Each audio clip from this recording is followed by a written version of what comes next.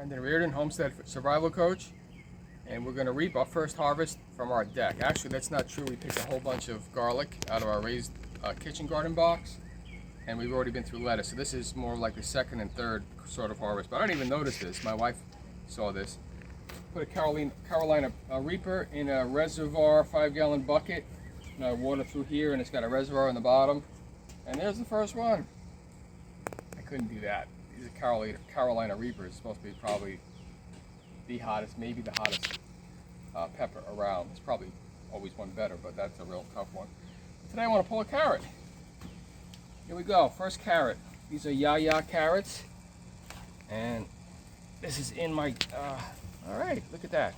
Wow. You know, look, it started turning right where, this is also a reservoir bottom waterer, where you don't have to water it every day, you just fill the bottom. But, oh, I can smell the carrot.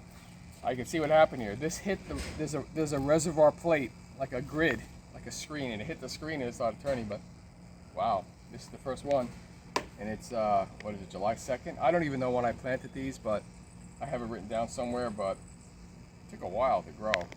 The longer you leave them in there, but look how nice and healthy. The top's for juicing, the bottom for fresh eating.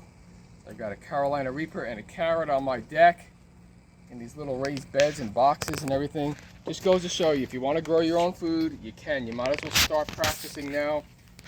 Growing on your deck, you just need a small pot, any kind of thing to grow something in.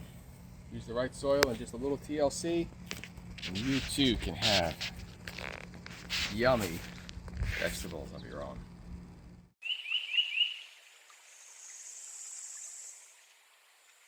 And today we're doing maintenance, because you do need to do some maintenance on your homestead food garden. And today we're fertilizing. So tomato plants like to get fed, not too much, because you'll just have a lot of foliage, leaves, and not many fruit. But I have a lot of fruit on my tomato plants already, and they have a lot of flowers ready to fruit. So I want to feed them. So about once a month, I'm going to feed my plants. There's two types of fertilizers that I use. I like using Espoma brands. They have a tomato tone. I don't have that. And the other one is Sustain. And they both have, as the main ingredient, chicken manure. So this is Sustain 844. And I've had it a while, and it's gotten kind of wet, so I can't even spread it. So I'm going to take, and I'm just winging this because it's organic and it's all natural, and I'm assuming it's not going to burn. I'm going to take like a third of a trowel and put it in a bucket, and then I'm going to make a slurry.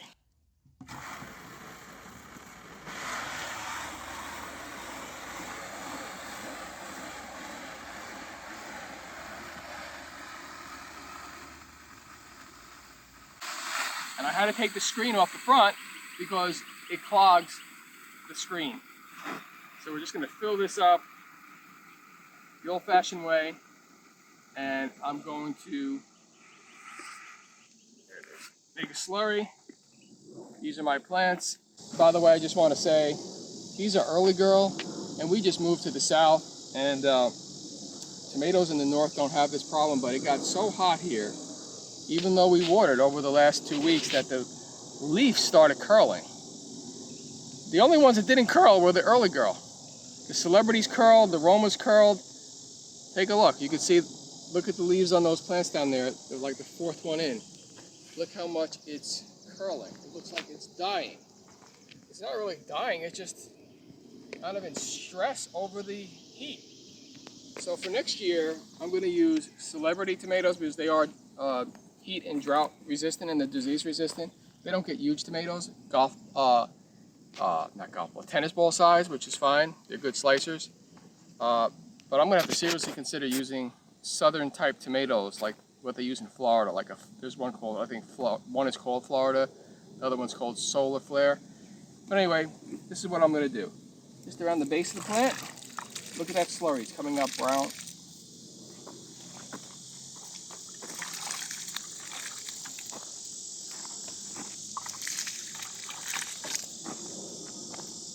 And it's supposed to be good for the leaves too, but again, I wasn't scientific about the measurement, so I don't want to burn anything, even though this is organic, and the nitrogen level is only 8, which isn't all that high. If you go to the store, a lot of times the nitrogen level, like for instance for lawns, could be like 28 or 38. This nitrogen percentage is 8. and it's made from chicken. Here we are, and by the way, this bed here, as usual, I haven't mentioned this lately, but this is no-till. See the bare ground over there? We had the ground covered. Actually, the ground was covered since December, and it's now July. And it pretty much took all that time to kill the Bermuda grass. So we have a clean slate. We're going to expand that bed by using the compost and the free compost and the free mulch that we have. But today is maintenance day. We're tying up stems, tomato stems, and we're fertilizing. And by the way, you like my bamboo? This came from, we bought this house about a year ago, less than a year ago. But this bamboo is growing invasively on the border of my property, which it turns out to be a renewable resource. So I was going to try to eradicate it, but look what I got out of it. I got tomato stakes out of it. So that's what we're doing today. We're doing maintenance, fertilizing, tying up. We also pruned the bottom leaves of the tomato plants. You don't want tomato plants leaves touching the ground. So this is our maintenance day. It's our Saturday on the farm. We've got the whole family working. And thanks for watching.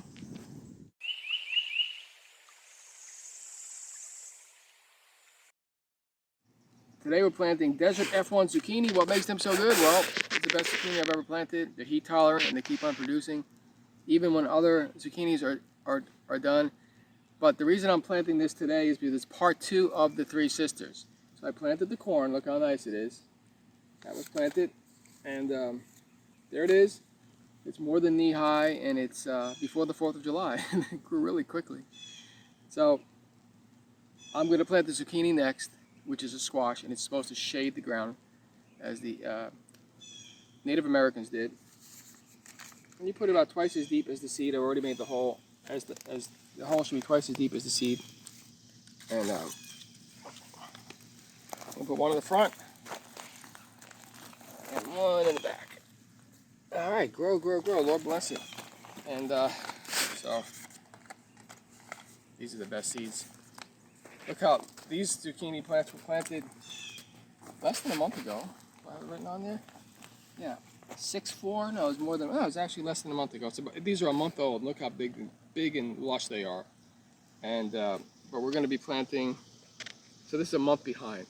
So the goal with the 3 sisters is that the squash would shade the ground and help the corn, and then I put pole beans, which fix nitrogen. But I'm not going to put the pole beans on just yet because they will grow up and it'll just mar the beauty of my corn.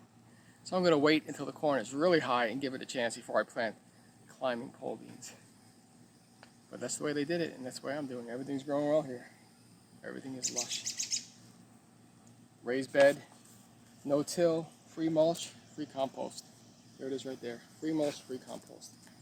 Everybody can do this and everybody can get it for free. No tilling involved. Most of the plants like it, even the first year.